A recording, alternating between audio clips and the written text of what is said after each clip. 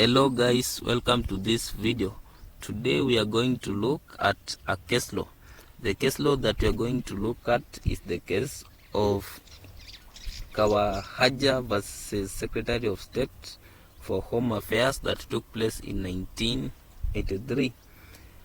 In this case, it was concluded that the Home Secretary could deport an illegal immigrant.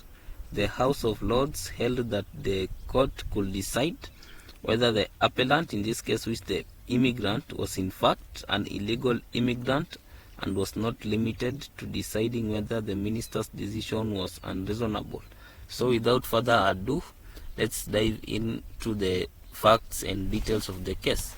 The appellants, after entering the United Kingdom, were found by the Home Office to have practiced fraud or deception to obtain entry, making them illegal entrants under the Immigration Act of 1971. The officers who discovered this information ordered the appellants' detention pending their removal. So, on this, the appellants sought judicial review of these decisions and orders to quash the detention orders. One appellant was accused of falsely stating his marital status, which was a material factor in his clearance certificate. The officer did not rely on medical examination for his decision. The appellant traveled to Manchester before receiving notice of refusal and was granted leave to enter as visitor. The non-disclosure of his marriage was a material factor in obtaining leave.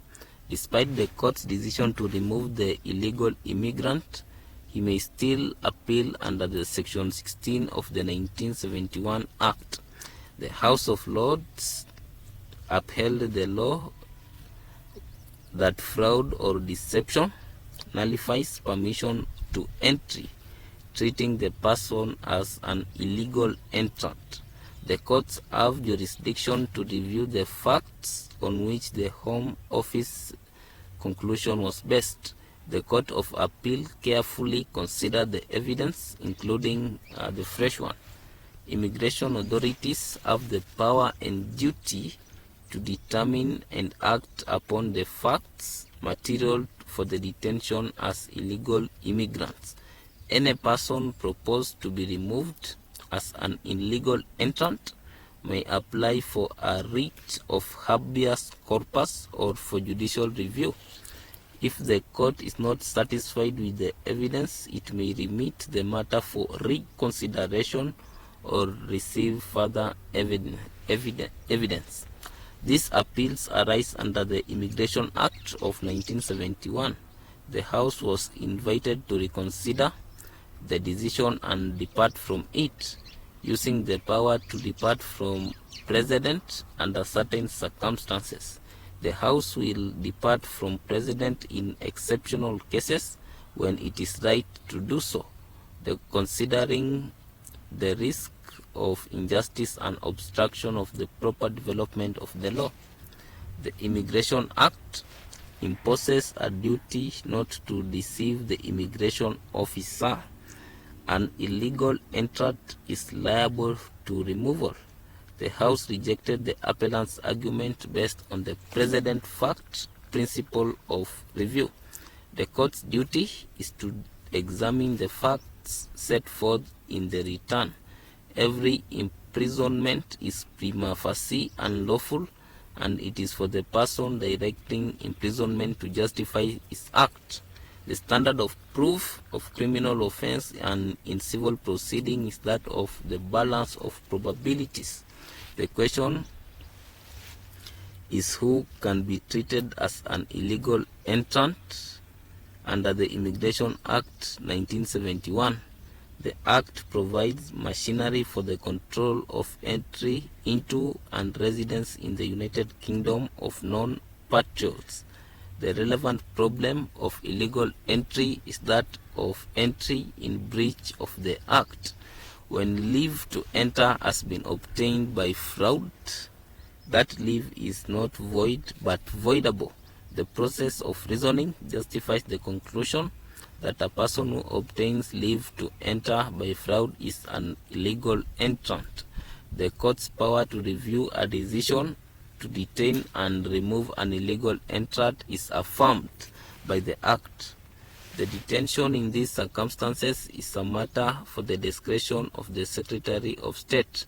The court should regard any claim by the executive to imprison a citizen without trial with extreme jealousy and allow it only if it is clearly justified by the statutory language relied on.